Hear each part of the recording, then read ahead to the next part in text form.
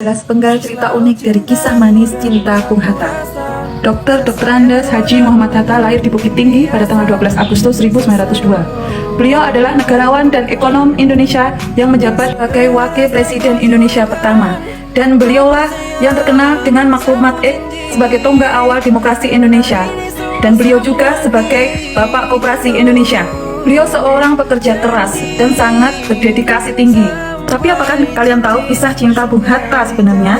Bung Hatta beda dengan Bung Karno. Bung Hatta cenderung lebih pendiam dan lebih suka membaca buku. Bahkan saking ikrarnya dia berikrar tidak akan menikah sebelum Indonesia merdeka. Karena itu, walaupun dia menyukai banyak gadis, tapi dia selalu menahan diri untuk perjuangan Indonesia.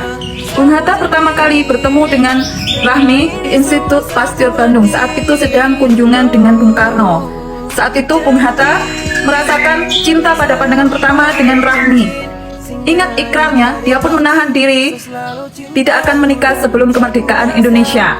Setelah kemerdekaan Indonesia, beliau pun mengutarakan rasa sukanya itu terhadap Presiden Bung Karno. Dengan bantuan Bung Karno, akhirnya beliau pun bisa meminang gadis pujaannya. Cinta yang lama dipendamnya akhirnya berbuah manis.